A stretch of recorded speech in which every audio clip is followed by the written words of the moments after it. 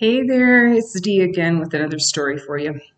So it's snowing pretty good here in Colorado. We're getting a big dump, and I just took our husky for a walk up the snowy trail, and I was reminded of the story of when I could have died. Okay, so this is about 2011. And it was on the 10th Mountain Division hike up to a hut up there. I'll put a link to it and an image of the hut and the distance to it. But I had an ER nurse friend who was super macho. Like she was a hotshot firefighter and very, very strong. And we became fast friends and we did a lot of stuff together. We ran, I don't know, we did some cross country ski and hikes. We did a lot of hikes in the mountains and really had some great adventures and had a lot of laughs along the way. So I had full faith and trusted her. I always thanked her for taking me with her because I would never go alone. And I was like a scaredy cat out there in the wilderness by myself. Like I would not be able to do it. So I was always grateful. So that one winter, she said, we should do the 10th Mountain Division ski up to one of the huts. And you can stay overnight and then you just ski back out. And I had been cross-country skiing even in Minnesota. I'd been on some of the Grand Mesa trails with lots of runs where you go down and up and around and climb some hills and stuff. So I felt pretty confident, but I had track skis. Okay, so I needed to get some backcountry skis. So I purchased some, and they are, I'm not talking about telemark. So they're in between track and a telemark. So they're about 1.5 inches or so wider, special boots that go with that, and no skins. We didn't have any skins or anything like that. She had some backcountry skis that had metal edges that she had done some, not telemarking on, but they were a bit wider and a bit more stable, I believed. So she had talked to one of the physicians who always did backcountry telemark. That was his thing, and he did it all the time. So she told me that she talked to him and that, we'll just pay for our hut trip. Let's go practice up on the Grand Mesa. Let's get some backpacks. And so we did. We got backpacks about 30 pounds. We went on some of the off trails just to get used to deeper snow, did a few little hill step ups and such. So I felt rather confident to go with her because, she's a backcountry person and had talked to the physician. She said she had the trail map and she knew exactly where to go. Okay, so this was a few hours away that we had to drive to it up by Leadville, Colorado. So we got up to the trailhead at about noon. There were a couple of cars parked there. So we thought, okay, well, let's see, hopefully we can get up there. She says, well, it's just, I forget what it was, maybe 1.5 miles or 2 miles. It didn't seem like it was that much at all, and that we should be able to make it up before sunset. Okay, so mind you, we're in the mountains too. The sunset's earlier in the winter, so we had dusk maybe from 4 to 5. So I had this pack on. I had my Camelback with the water. I had protein bars in my pockets. I had a little bit of a lighter pack. I did everything I could to make it lighter. And I had layers. In my outer layer was this white puffy coat that looked like the Michelin Man coat on Ghostbusters or something. So it was really puffy, and then I had some mid-weight jacket underneath, and then the long sleeves, and then long johns. So we had to step up onto where the path was supposed to be. I don't remember seeing a path on this little open field, but we were to head to the tree. So I went to step up and I immediately fell. So it was at least 2 feet deep. And if you've ever fallen in deep snow, those of you that have fallen, you've got your skis handy and you think, well, I'll just push myself up, right? With my skis. Well, of course not, because the ski poles bury deep into the snow. So she had to come back and help me up. And you could tell she was already frustrated. Here's this newbie that doesn't know what she's doing. And what a pain in the butt was all the huffy puffy stuff. So she asked if my pack was too heavy. I said, no, I didn't expect it to be so deep. Okay, I really didn't have very wide skis, remember? Okay, so we made it across that meadow and then we get to the trees.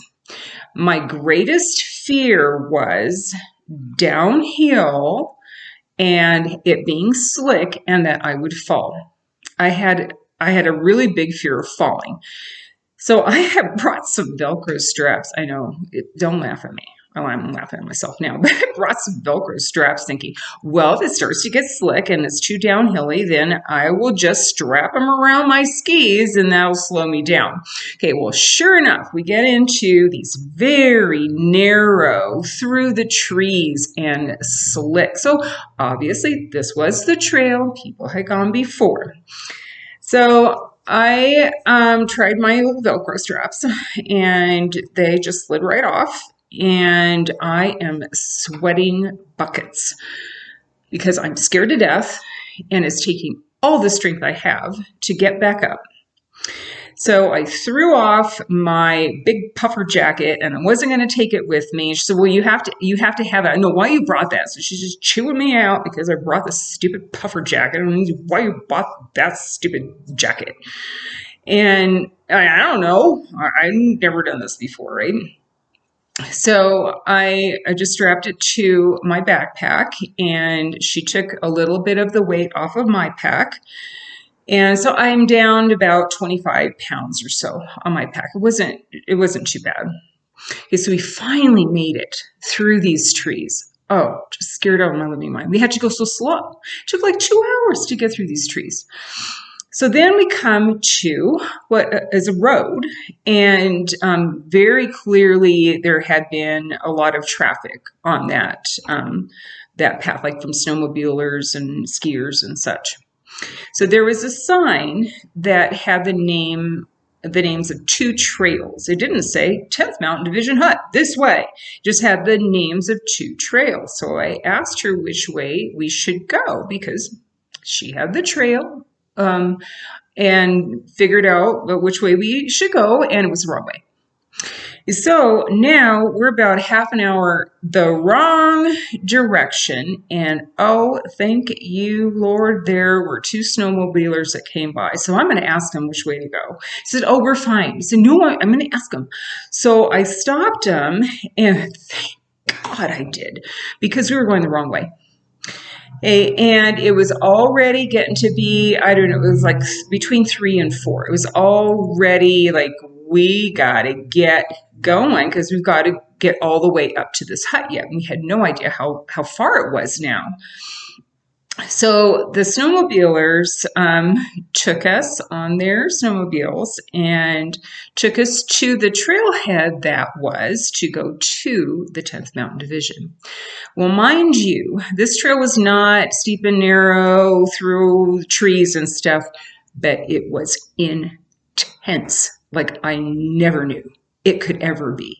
I never knew that this kind of skiing would cause me to about die.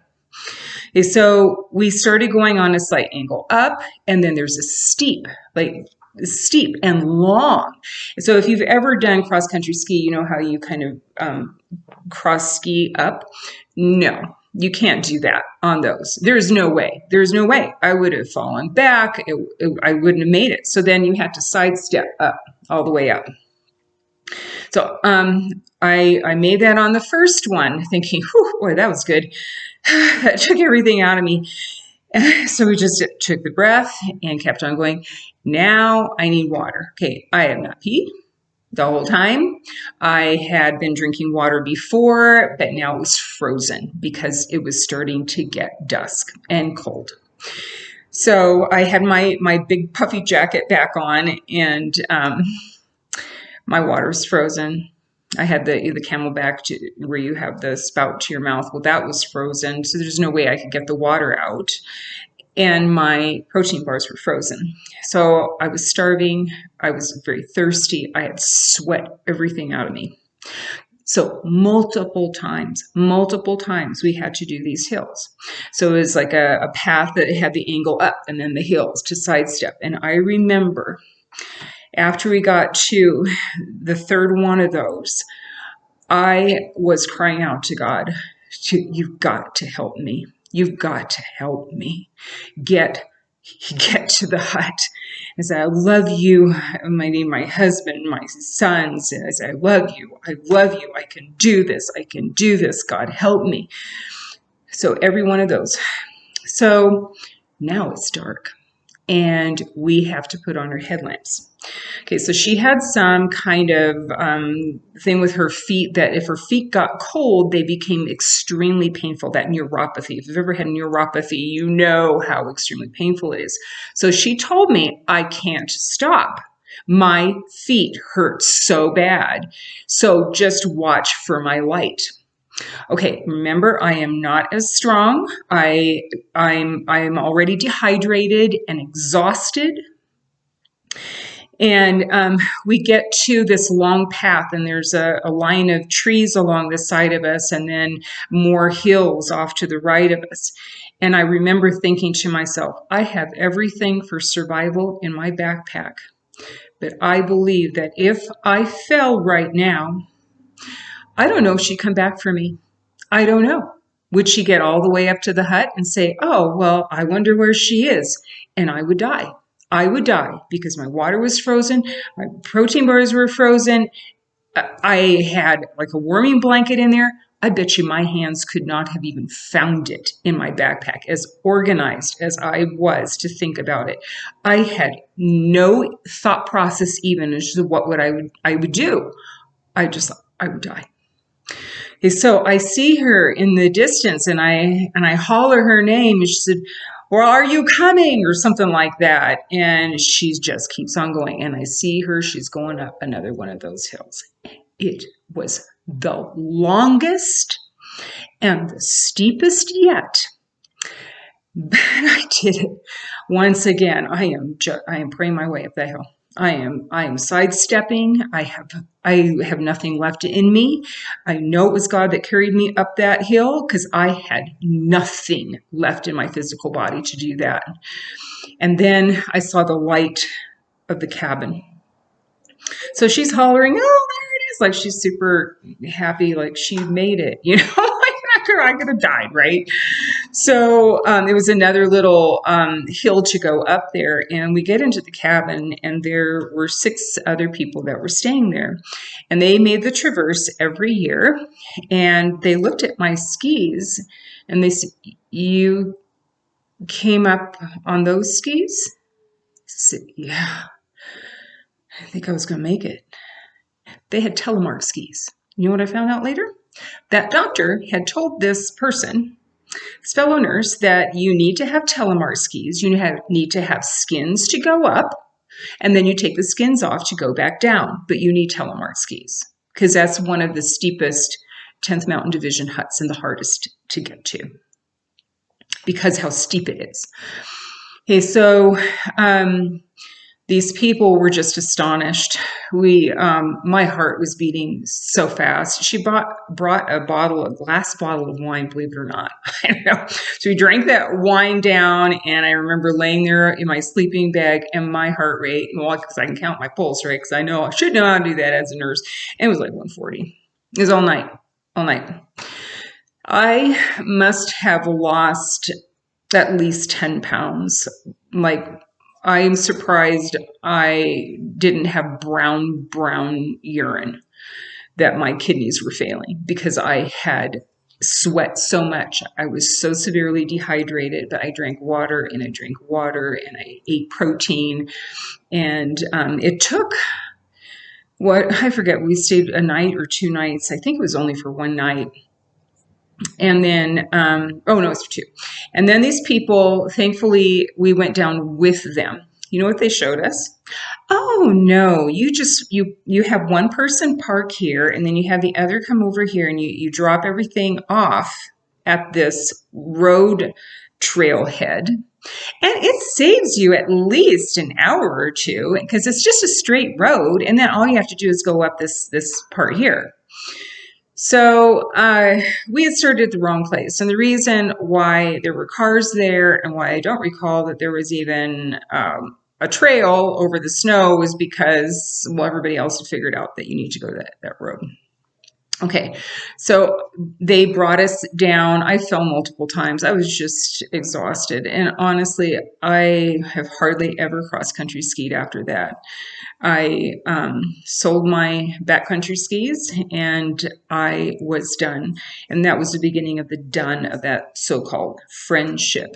So I realized as time went on with that, I really didn't forgive her for not caring to share with me.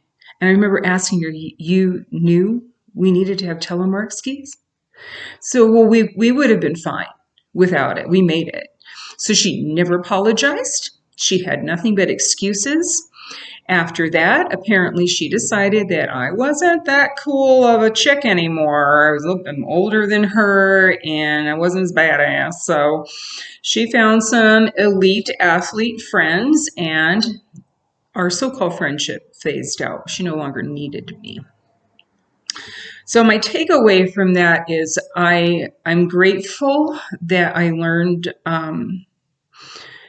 to not trust people who really are different than you. You know, it's like, you know, sometimes you just click with a friend and you have common things.